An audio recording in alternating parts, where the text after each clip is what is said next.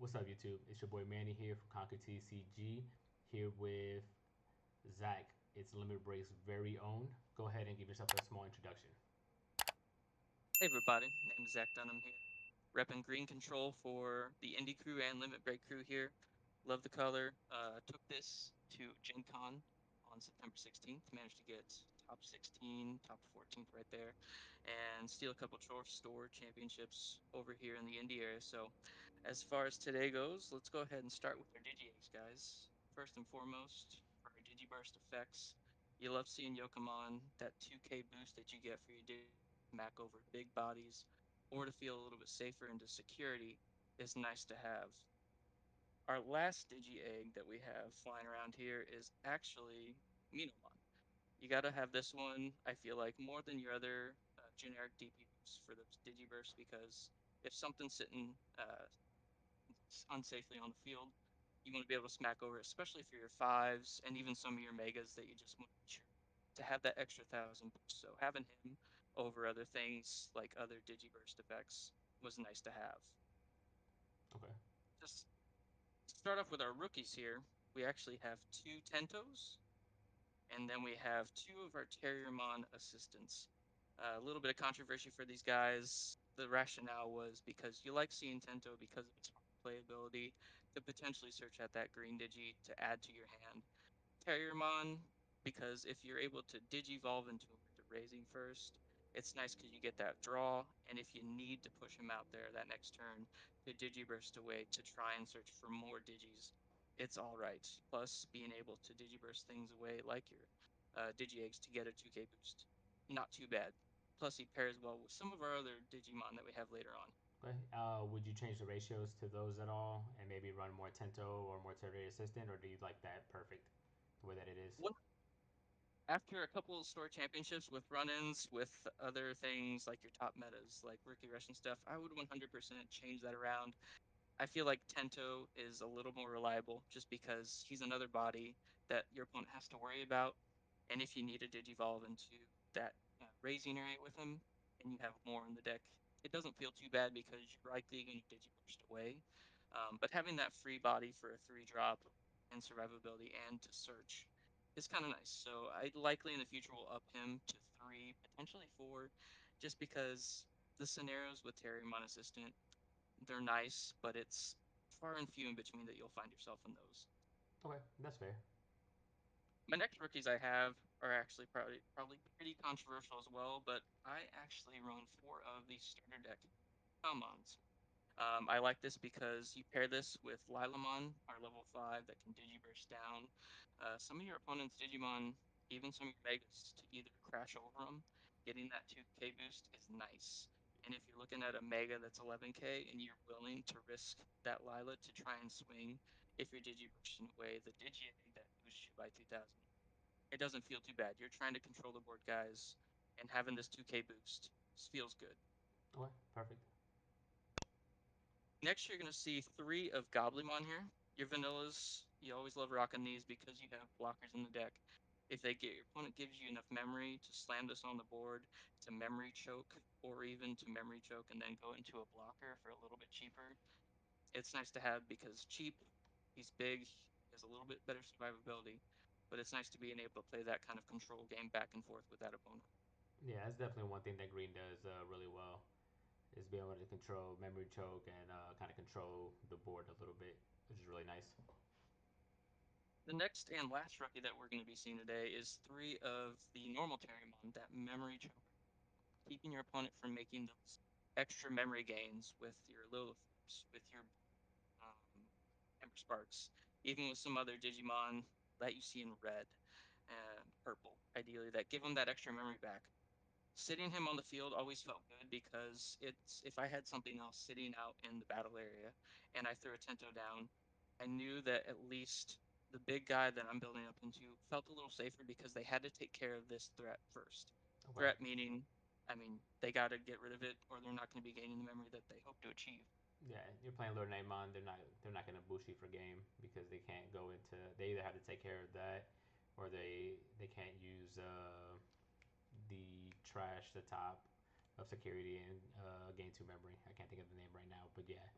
Yeah, The level four is pretty generic for I feel like most green builds. You have your four Kabuterimon blockers, uh, six cost, ideally to play, one to Evo into. It's nice. We love that low cost. And five, sometimes he dies by some of the better effects in some of the game, but it's nice having that four of these guys to ideally help protect your security. Yep. You see four of the Weedmond. This is one that we Digiburst away, gain that memory back. Cheap play cost as well. Survivability wise, 3 DP is a little bit low, but you risk it for the biscuit to not have to brick so hard, Yeah. especially with those Kabuteris sitting 6 cost to play. So being able to throw them on the field to ideally start your engine should you need to go up into fives and megas. It's always nice to play four rather than six. Yeah. I agree. For the next level four, we actually have two veggies, and I'll go ahead and throw down the two Woodmons.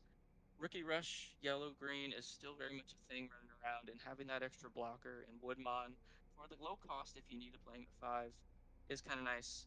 Having that extra two Digivolution, I know we have other one Digivolution cost greens to go into, but sometimes you can play that memory choke game. He's 6k, he survives a little bit more than your Kabuterimon.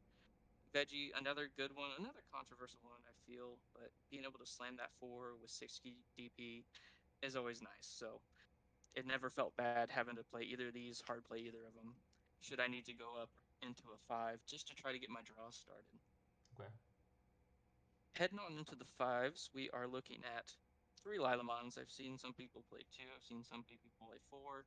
This is my comfort zone just because I know that if I go into them, my opponent has to worry about that, whether it's sitting and raising, whether I have three and he's sitting right out in the battle area. I can surprise an opponent, tap down something they thought was safe, swing over it with the DP boosts I know I have in this deck, and being able to feel like controlling the board is that much more improved because of this card. Okay. The inherit. After. Oh, what were you gonna say? Sorry.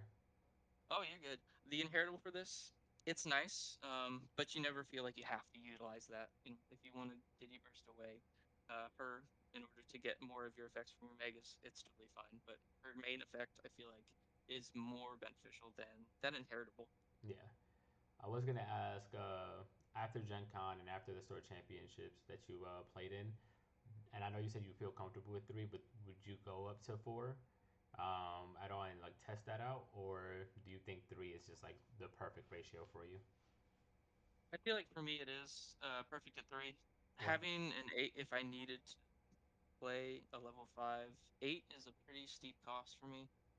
Especially knowing that if they're after I have to play her, I know that her Digiburst effect is essentially wasted. I don't know if I necessarily want to see four in a game with her. I know that she has her value in situations, but I've never felt like I needed to see one more Lila or one.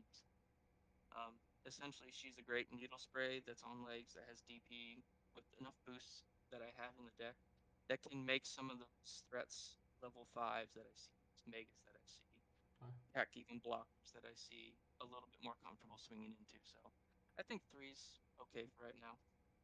Okay. That's perfect. Thank you. Next level fives we're going to be looking at are actually our Digizorps ones. Three Blossomon, and then that one of for Argomon. Fantastic, tapping them down, tapping anything down to ideally go into this for free. The Argo effect, as busted as it is, you like to see it, but if you don't, it's not a game loss if you have to Digiburst this guy away. Plus, Blossomon being a 7 cost, I feel good about that, along with some of my other fives. Where if I absolutely have to start off with a five in a game, which does happen, green can brick, playing that seven over an eight, even against the Lilamon, feels better because I'm not losing much. Blosso, the Digizorp is great, but if you don't get it, heck, you even have times where you have to Digivolve in Raising. That's fine. He's going to be Digizorp fodder at some point. He's going to be Digiburst fodder at some point. Last two level fives I use in this deck is actually two of the Pixie Mons. I like the DP, I like the play cost, I like the cheap Evo cost should I need to climb up faster on a turn if I'm sitting in three memory. If I did evolve into a cheap level four, if I can go into him, still be able to not pass turn, heck, even swing over some stuff because he's big. Again, with all the DP boost I see in this deck, it's nice having a potential 10k, even 12k at times. So right on into the megas, guys. We have one of the bigger MVPs of the deck, and I feel like is making the deck run as well as it should. Is four Affligimons.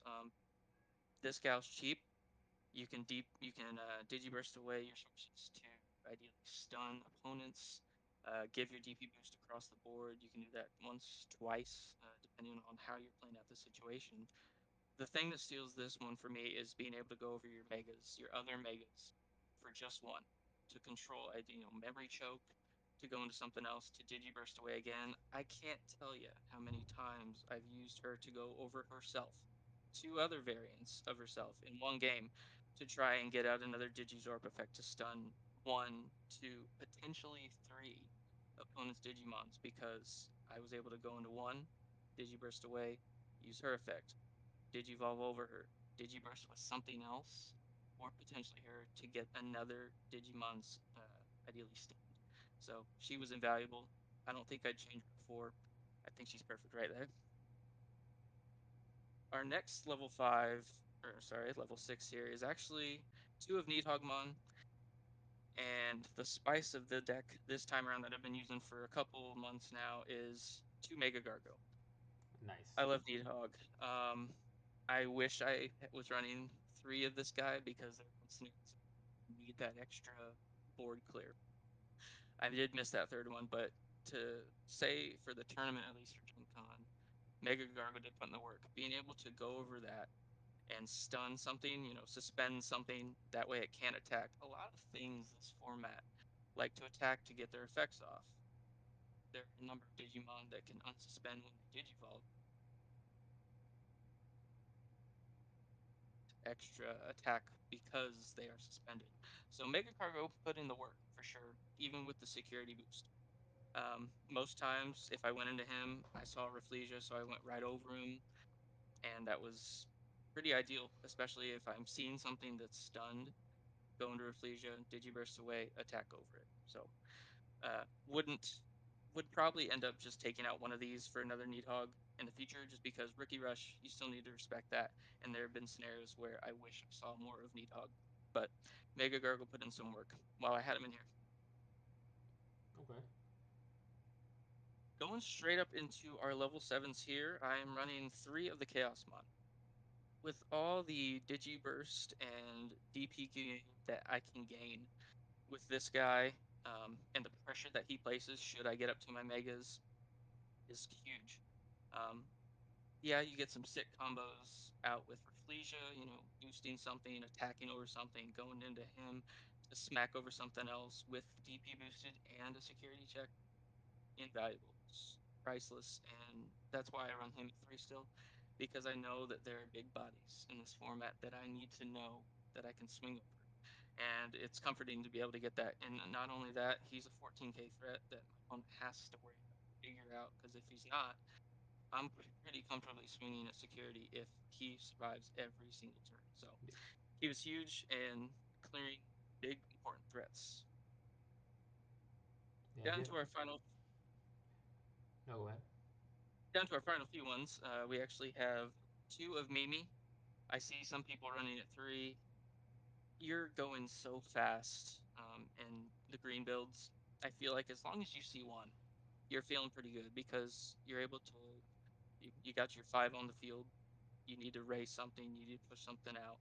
One has always been good. Two is just bonkers. Mimi is just wicked. She does exactly what you need her to do. And seeing one is fantastic. I know a lot of the format is kind of push and pull, who pushes out first, who gets their tamer first. And green, you have so many threats with your green Digimon. Once you see your Mimi and get her on board, it just adds to that additional threat. But I always felt good. And I'm sorry, you had a question, man. Uh, I don't even remember what it was. We could just keep on going. That's okay. Last two cards that I'm going to be showing here is the option cards that I went for. One Needle Spray, one Hidden Potential. Hidden Potential, busted, being able to go into your Megas. Oh Heck, yeah. there's been games where I needed to get up faster just to make sure I could get out my Megas even faster, going into a level 5 by tapping something down. felt fine, especially knew the value I was getting out on the other end of that. Needle spray, I usually ran it at 2. I dropped it to 1 for about a month now. I never felt like I needed to see this card, especially with the Lilas going on, especially with all the other threats that I could have to stun. But having 1, he hit insecurity added to hand, you're getting your value back. I never felt like I needed to see it, which is why I ran it down at 1. Okay. And that is the green control that I ran this time around, guys. Awesome. Is there anything that you would change from the deck at all, or anything that you're planning on trying out? I think I'm going to go back to running 3 of the Needhog. What? The Mega Gargo, as much as I liked what it gave to the deck, at times I felt like when I saw that more than, say, the Needhog or the Rafflesia, it got what I needed, but it was just never enough at some points.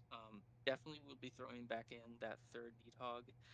And the rookies at the bottom, the Tentomons and the Terriermon assistants, I'm probably going to fiddle with those numbers because I feel like Tentomon just adds a little bit more than what Terriermon can. Um, but I mean, they both serve their purpose, and I felt like they ran well. It's just I need to find more optimal numbers for them to push this deck a little bit further to get those higher end tops that I'm seeking for. But those would be the big ones that I'm currently thinking about in the future. All right, awesome. And before we end this, do you have any shout outs that you like to throw out there at all? Absolutely. Team Limit Break first and foremost. These guys pulled me into their group and they really made me what I am today. I'm confident now. I with facing these guys, I mean, is trials because they're all amazing players, and being able to go into tournaments in real life, in online tournaments, with the confidence that I gained from playing them is huge. I owe a lot of that success and where I'm at right now to them because they helped me improve my game. You can only get smacked around so many times before finally deciding what do I need to do to get better? And these guys were right at the middle of it. Also, shout out to my indie crew. Love those Hoosiers.